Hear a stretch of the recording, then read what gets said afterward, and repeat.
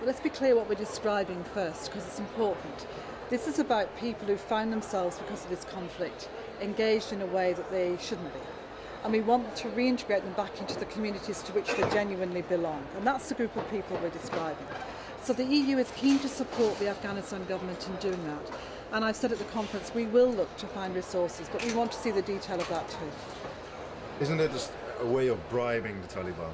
We've got to be very clear what it is, and that's why I was very careful in the choice of words. It's about making sure that those people who really genuinely can come back into their communities and who genuinely need to be supported to do that, and not about bribing.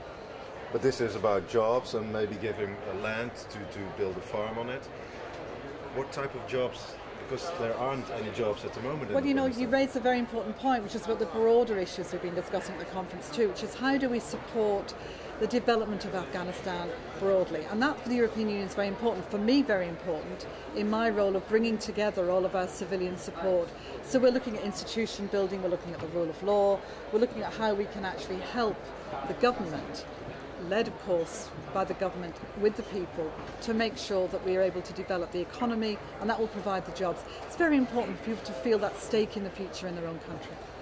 There are no specific timetables being discussed, but although it is being mentioned that the international troops that are in Afghanistan at the moment will be there for at least 5 years, is that a real prospect?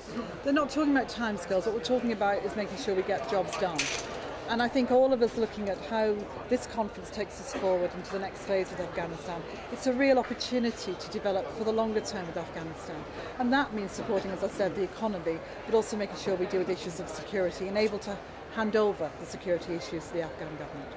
This is a project for the long haul, of course.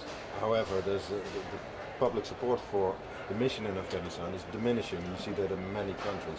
Isn't that actually the biggest obstacle for international involvement in Afghanistan, even bigger maybe than the Taliban itself? You know, all of us recognise that we have to take people with us into understanding what it is we're trying to do, and I think one of the issues underpinning this conference is to make sure that we are getting that message across. It's important to see what we're doing. We're helping a country grow and develop, led by the country, led by the people of the country with our support. And that, I think, people are confident is something we should do, and something that when we look across the world and the role that we play in Europe, it's an important part of what we do for our own security, but also the security of those people. One last question about the role of the Netherlands. Our mission in Oersgaan is going to come to an end this year, and we're not sure what Holland is going to do after. Have you been talking to our Foreign Secretary about Dutch involvement in Afghanistan? I haven't talked to him directly. Your Foreign Minister is here. I know that he's thinking about all of these issues. He's been contributing to the conference, and I'm sure he'll talk to you about that himself. Thank you.